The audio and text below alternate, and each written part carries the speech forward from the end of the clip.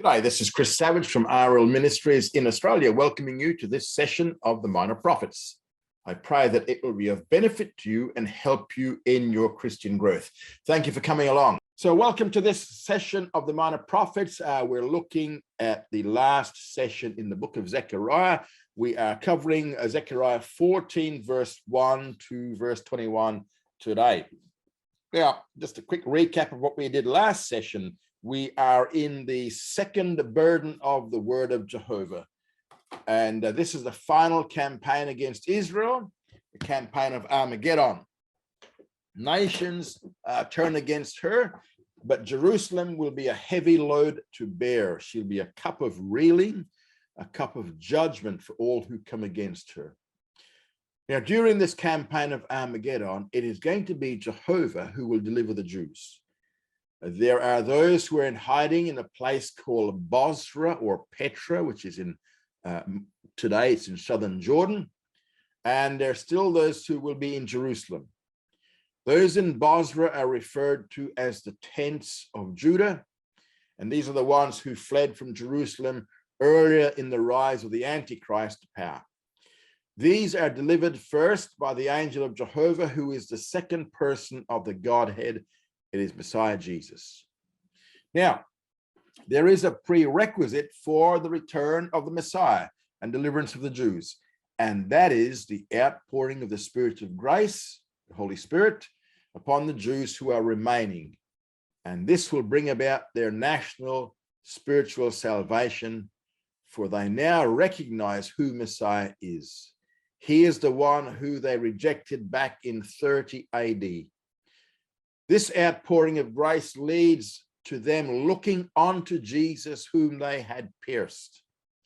And the result of this is the national outpouring of grief, a great mourning in the land in every household. There is the spiritual cleansing of the land, idolatry, false prophets and demons all removed, and false prophets are killed by their own family. Zechariah gives us a summary of Israel's relationship to Messiah. He is the shepherd who is killed violently. Messiah is a man, but he is also an equal with God, so he is the God-man. Now, when he is smitten, the sheep will be scattered. When was he smitten? He was smitten in AD 30, flock scattered in AD 70. And then Zechariah goes on to say that 2/3 of the flock will be cut off and die. And this is going to happen in the Great Tribulation. And that is the day of the Lord, or the day of Jehovah's wrath. The surviving remnant will turn to the Lord and they will call to him. And they'll call to him in saving faith because they've recognized him. It is then that all Israel will be saved and they shall say, Jehovah is their God. So now, into chapter 14. Campaign of Armageddon, we're going to see in verses 1 to 5. This now brings us to the point where Zechariah, he now goes back to his theme once again, which is the campaign of Armageddon. He has been dealing with two concepts of the physical and spiritual salvation of Israel earlier on.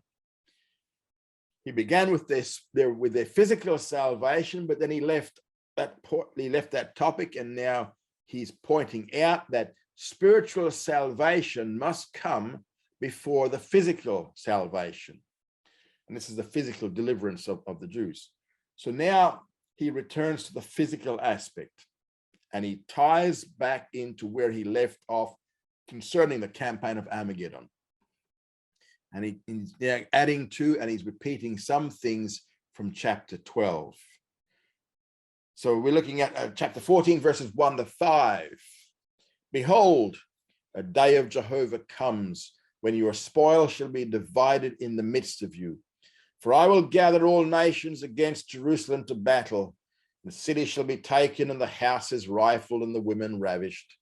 And half of the city shall go forth into captivity, and the residue of the people shall not be cut off from the city. Then shall Jehovah go forth and fight against those nations, as when he fought in the day of battle. And his feet shall stand in that day upon the Mount of Olives, which is before Jerusalem on the east. The Mount of Olives shall be cleft in the midst thereof toward the east and toward the west. And there shall be a very great valley. And half of the mountain shall move toward the north, half of it toward the south. And you shall flee by the valley of my mountains. For the valley of the mountains shall reach unto Azel. Yes, you shall flee, like as you fled from before the earthquake in the days of Uzziah, king of Judah. Jehovah my God shall come, and all the holy ones with you. So in these 5 verses, the prophet returns to his earlier theme of the campaign of Armageddon. He repeats some of the things in chapter 12, in verses 1 to 2 of chapter 14. Here he again deals with the issue of the Gentiles who are gathered against Jerusalem. Now, concerning these nations, these Gentiles, he makes 2 main points. First of all, the spoil in Jerusalem will be divided. And the way he introduces the timing is a little different. He says, behold, a day of Jehovah comes. So this is not the day, but it is a day. This therefore refers to one specific part of the day of Jehovah, or the Great Tribulation. Remember, the day of Jehovah is that 7-year period, which is a Great Tribulation. It is towards the end of the second half when the campaign of Armageddon really takes place. From a study of this subject in the Minor Prophets, this is the 3rd stage of the Armageddon campaign, which is the attack upon Jerusalem. What is going to happen is your spoil will be divided in the midst of you. That means the spoil is going to be divided in their presence. The second thing in verse 2 is that the city will be taken. For I will gather all nations against Jerusalem to battle. And he reiterates the earlier point of chapter 12, verse 3, that the armies of all the nations will come against the city of Jerusalem. And the result is, first of all, the city shall be taken. Jerusalem is going to be captured by the Gentiles. Second, the houses rifled. The enemy will ransack Jewish homes as part of the spoil of war. Third, the women will be ravished, as often happens in warfare. It means the women will be raped. Fourth, half of the city shall go forth into captivity. So half of the Jewish residents of Jerusalem will now be taken into slavery. And fifth, the residue of the people shall not be cut off from the sea. What does that mean? It means that the rest will be left alive in the city to experience the rescue, which will be described in the following verses. So Jerusalem is going to fall to the Gentiles again. Chapter 12 told us that all the world's armies will come together against Jerusalem. We're also told about how the Jewish forces will be energized. But here Zechariah confirms what Micah 5:1 says. Eventually, the city will fall. Now, this will not be without great loss to the enemy forces, however, which Zechariah 12:4-9 tells us.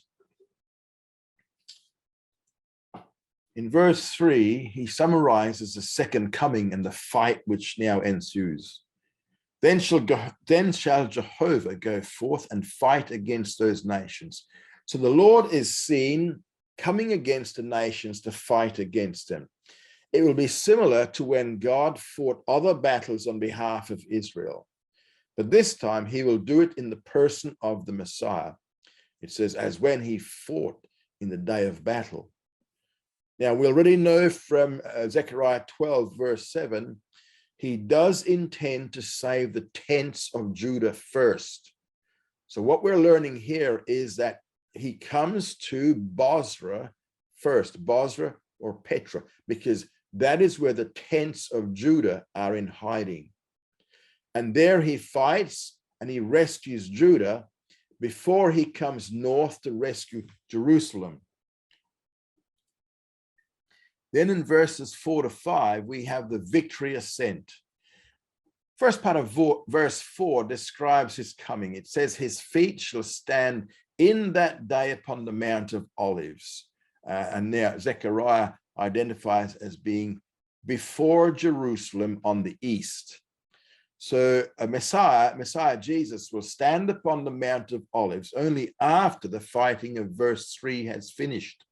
So he's fought down in Bosra or Petra, and then he's moved north, and now he comes up to the Mount of Olives. So keep in mind that this is not the initial place of the second coming. He'll come first to the city of Bosra or Petra in southern Jordan, and he'll fight from there all the way back to Jerusalem.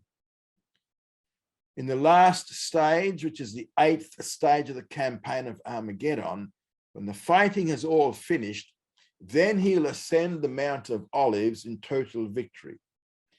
And the result of this victory ascent will be an earthquake in the second part of verse 4. And this is going to cause great topographical changes in the immediate area of the Mount of Olives, or topographical. First of all, the Mount of Olives shall be cleft in the midst thereof. So it means that the whole mountain will split in two, towards the east and towards the west. And there shall be a great valley running east-west. It's split towards the north. The split is that way, east to west. This means that a new valley will cut right through the heart of the Mount of Olives, so that half the mountain will then move northward and the other half will move southward, and we'll have this huge valley or cleft in the ground between them. Now, this verse describes the geographical changes concerning the Mount of Olives, but this is not going to be the only change. Geographical changes occur everywhere. In verse 5, he now describes the flight of the Jews from Jerusalem. Remember, half the population was left in the city. Now they flee from it because of the earthquake, which will end up destroying Jerusalem completely. That is why there'll have to be a new city of Jerusalem built for the millennial kingdom. And you shall flee by the valley of my mountains. So this is the valley created by the earthquake in verse 4. Now the word mountains, notice that the word mountains is now plural. It's no longer the Mount of Olives, it's now the mountains. Why? Because of this cleft of the Mount of Olives caused it to become two separate mountains. For the valley of the mountains shall reach onto Azel, or they'll move towards the area of Azel. It's going to move in the direction of the Jordan Valley. And he says, yea, you shall flee. And now he gives a comparison with what happened as you fled before the earthquake in the days of Uzziah, king of Judah. So what happened was during the days of King Uzziah's reign, there was a massive earthquake causing the Jews to flee from Jerusalem. Amos 1:1 describes that earthquake. Now, another great earthquake splits the Mount of Olives. It splits it clean in two, and the Jews will once again be running from that earthquake. Now, as well as these geographical effects to the city, to the east of the city, verse 5 now concludes with the description of the second coming. Jehovah my God shall come. Now, this is the Messiah in his second coming. He doesn't come alone, for he has all the holy ones with him. Now, the phrase holy ones could refer to angels, because we know that angels will return with Jesus according to Matthew 16, verse 27, and Matthew 25:31. But the phrase could also include the church saints, because they'll also accompany him in his return, according to Jude 14. So it'll probably include both, since he returns with both types, according to Revelation 19. That's the angels, and that's the church saints. Now, the results of the second coming we find in verses 6 to 11. And it shall come to pass in that day that there shall not be light. The bright ones shall withdraw themselves.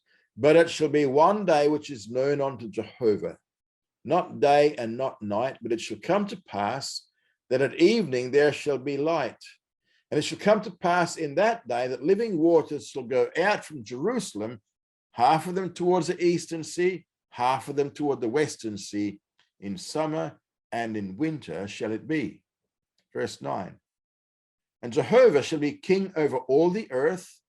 In that day shall Jehovah be one, and his name one.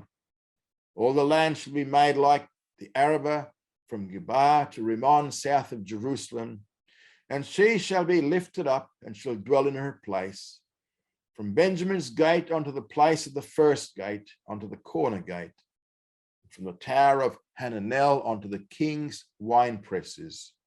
And men shall dwell therein, and there shall be no more curse, but Jerusalem shall dwell safely.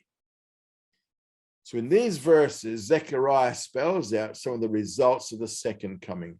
And the first is a change in the light sources in verses 6 to 7.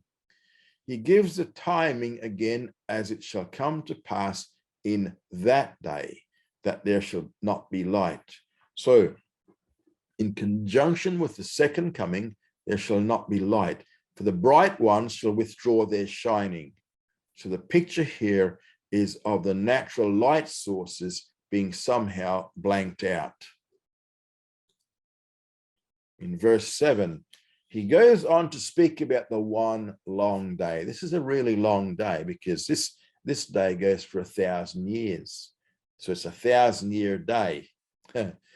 Why does he say that? It says, for it shall be one day which is known unto Jehovah, not day and not night. So what he's saying here is that there will be no interchange between night and day in the Messianic kingdom. It will be just one long day lasting 1,000 years. And it shall come to pass that at evening time it shall be light. So there'll be an equivalent amount of light, whether it is considered to be daytime or nighttime, because nighttime will disappear. So one key result from the second coming will be a fundamental change in the light sources of the earth, so that the entire 1,000 years of the kingdom is only one long day. There'll be no darkness because there'll be no night. Second result will be the uncovering of the Millennial River in verse 8. Again, the timing is given as it shall come to pass in that day, that is, during the period of the kingdom, that living waters shall go forth from Jerusalem, half of them toward the eastern sea, which is the Dead Sea, and half of them toward the western sea, which is the Mediterranean Sea. Now, notice here that Zechariah describes this river as originating from Jerusalem, but the river actually originates earlier than this. And there are two other passages that deal with this Millennial River. One of them is Joel 3:18, and the other one is Ezekiel 47, verses 1 to 12. If we put all the passages together, we find that this river will actually begin at the threshold of the Millennial Temple. It's going to flow east, and then it's going to turn south, flowing through the entire mountain of Jehovah's house. The Millennial Temple will then be many miles north of the new city of Jerusalem, but this river is going to flow south to Jerusalem, where it's then going to split. One branch of it will flow to the east, emptying into the Dead Sea, and the Dead Sea will no longer be dead. It'll cause it to become a living sea, supporting a major fishing industry. That's the eastern branch. The western branch will flow into the Mediterranean Sea. So a completely new river will be created as a result of all that happens in conjunction with the second coming of Messiah. Third result is in verse 9, Jehovah shall be king over all the earth. He'll be king and the one and only God. So he will rule over Israel, but also over the entire earth, as we saw earlier, right back in Zechariah 9:9. Jehovah spoken of here is the same as Jehovah my God shall come of verse 5. And he is the same as the Messiah of verses 3 to 4. So again, the Messiah is God himself, and he'll be the one king over all the earth. He says that in that day of the kingdom period, two things will be true. First of all, Jehovah shall be one. He'll be worshipped as the one true God. Second, and his name one. He'll not be referred to by any false names such as the golden calf of Jeroboam's rival system. So he'll just be one. Fourth result we find in verse 10, where he mentions some more topographical changes. The land shall be made like the Arabah. So the Arabah is that deep, flat cleft which runs all the way from the Dead Sea down to Eilat, at the northern end of the Gulf of Eilat. It's a low, flat, desert-like area. The land of Israel will become flat like that. And he mentions this will be so from Geba to Rimmon, south of Jerusalem. Now, these are two areas situated north and south from Jerusalem. Today, this area is very mountainous, but in the kingdom period, it will become flat like the Arabah. And this will happen to further emphasize the exaltation of Jerusalem, for she shall be lifted up and exalted above all. So the new Jerusalem will sit on top of the millennial mountain of Jehovah's house, which at that time will be the highest mountain in the entire world. And she shall dwell in her place. So what that means is that Jerusalem shall be perfectly safe from then on. It'll be a place of sanctuary from that time on. Zechariah mentions certain strategic points in the city. Some of them are no longer known because Jerusalem has undergone some pretty major changes since the prophet's time. However, he mentions that this will be from the gate of Benjamin and will extend up to the site where the first gate was and to the place where the corner gate was.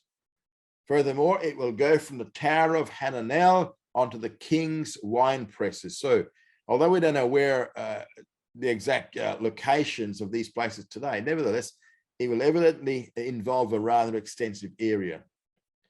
Other passages which mention these geographical changes or topography changes include Isaiah 2 verse 2, Micah 4:1, and Ezekiel 40 verse 2.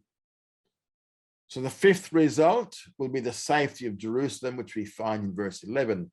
Men shall dwell therein, so the city will once again be inhabited. There shall be no more curse. Divine curse against Jerusalem will be removed. Jerusalem shall dwell safely. So what that means is that nothing will ever be able to threaten the security of the city ever again. So these are 5 things which will result from the second coming, and this brings us on to the destruction of the enemy. We find this in verses 12 to 15. The prophet here discusses the destruction of the enemy, giving us some more detail about how God is going to destroy all the nations that come against Jerusalem. Remember, the nations are the Gentiles. Verse 12, and this shall be the plague wherewith Jehovah will smite all the peoples that have warred against Jerusalem. Their flesh shall consume away while they stand upon their feet, and their eyes shall consume away in their sockets, and their tongue shall consume away in their mouth.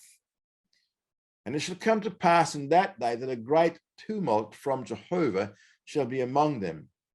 And they shall lay hold every one on the hand of his neighbor, and his hand shall rise up against the hand of his neighbor. Verse 14, and Judah also shall fight at Jerusalem, and the wealth of all the nations round about shall be gathered together, gold and silver and apparel in great abundance. And so shall be the plague of the horse, of the mule, of the camel, and of the ass, and of all the beasts that shall be in those camps as that plague.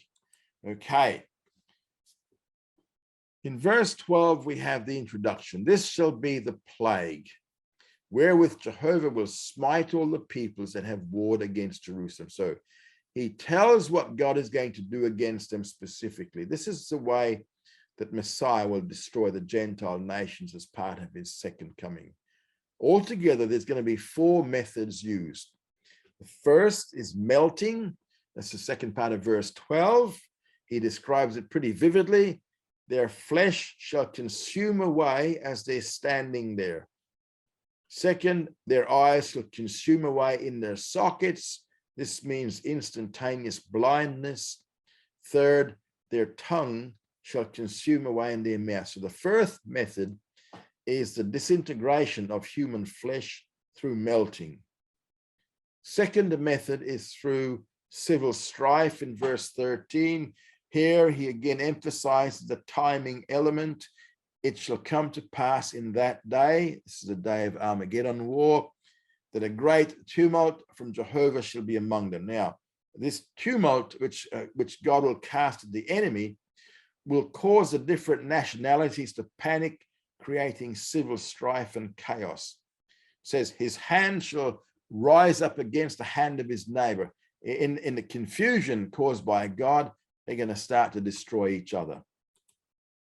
In verse 14, the third method is one he mentioned earlier. That is, the Jewish forces will be specially energized. So he says, Judah also shall fight at Jerusalem.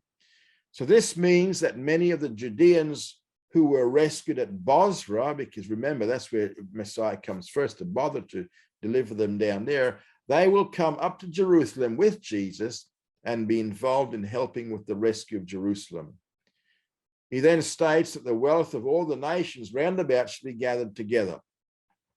And this results in Jewish people collecting spoil. Rather than becoming spoiled themselves to the enemy, he now lists gold and silver and apparel in abundance. The fourth method is the plagues, which will affect the animals in verse 15. So shall be the plague, and he lists the horse, the mule, the camel, and the ass, and of all the beasts that shall be in those camps. And then he emphasizes the fact that this shall be the plague, or as that plague. So somehow, all their military equipment and the animals associated with it will be completely neutralized. So these are the four methods by which God will deal with the enemy forces of Antichrist. And now this brings us to the last segment of the book of Zechariah. This is the Messianic kingdom. We find this in verses 16 to 21. And it shall come to pass that everyone that is left of all the nations that came against Jerusalem shall go up from year to worship the King, Jehovah of hosts, and to keep the Feast of Tabernacles. And it shall be that whoso of all the families of the earth goes not up unto Jerusalem to worship the King, Jehovah of hosts, upon them there shall be no rain. And if the family of Egypt go not up and come not, neither shall it be upon them. There shall be the plague wherewith Jehovah will smite the nations that go not up to keep the Feast of Tabernacles. This shall be the punishment of Egypt and the punishment of all the nations that go not up to keep the Feast of Tabernacles. In that day shall there be upon the bells of the horses holy unto Jehovah. And the pots in Jehovah's house shall be like the bowls before the altar. Yes, every pot in Jerusalem and in Judah shall be holy unto Jehovah of hosts, and all they that sacrifice shall come and take of them, and boil therein. And in that day there shall be no more a Canaanite in the house of Jehovah of hosts. Now, here in verses 16 to 19, we're going to see the Feast of Tabernacles, or the celebration of the Feast of Tabernacles.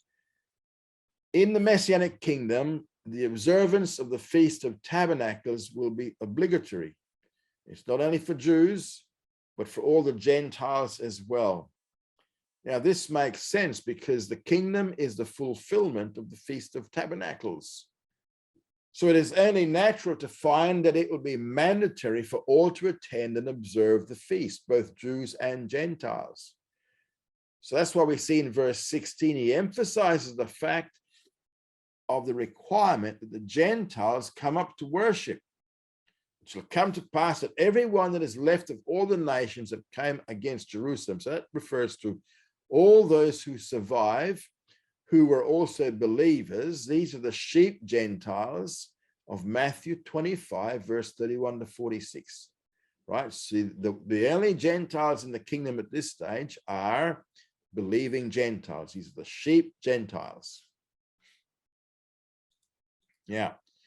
They shall go up from year to year. So it's going to be an annual event for the purpose of worshiping the King, Jehovah of hosts, and to keep the Feast of Tabernacles.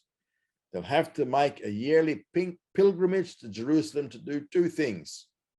First of all, to worship the King. Why? Because Jehovah of hosts will at last be visible in all his glory in the person of Jesus the Messiah. And second, they have to keep the Feast of Tabernacles. The means of worshiping Jehovah of hosts by the Gentiles in that day will be by participation in the Feast of Tabernacles. Now, if any nation refuses, then in verse 17, we discover what their punishment will be. Upon them, there will be no rain. So what that means is they're going to have to live through a year-long drought in their area, whatever that area is. Then in verses 18 to 19, we're given the example of Egypt. It's a family of Egypt go not up.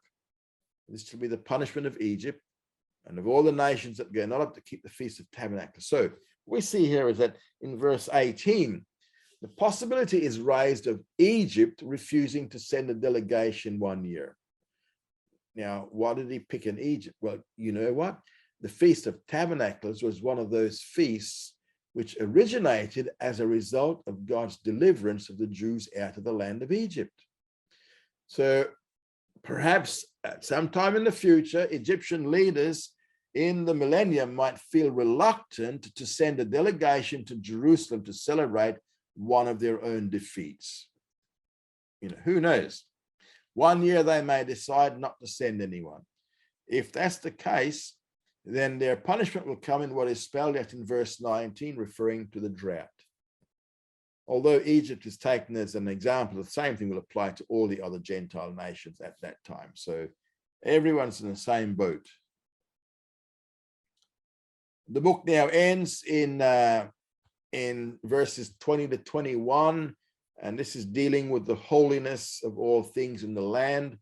Holiness will actually characterize millennial life.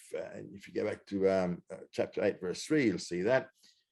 Now, these verses emphasize that not only will it be just the vessels in the temple compound that will be holy, but that everything throughout the whole land is going to be holy. Verses 20 to 21 teach about the holiness of every insignificant thing. He makes 3 points here. First of all, the bells of the horses. He starts it again by emphasizing the timing. In that day, that is, in the millennial kingdom, shall there be upon the bells of the horses, holy unto Jehovah. Now, holy unto Jehovah, that was the same inscription that was emblazoned on the mitre of the high priest. Now, even the bells hung around the horses' necks would be considered just as holy. Secondly, in second part of verse 20 and verse 21, all the pots and pans will be considered holy. He says the pots in Jehovah's house shall be like the bowls before the altar. So everything will be equally sanctified within the temple compound.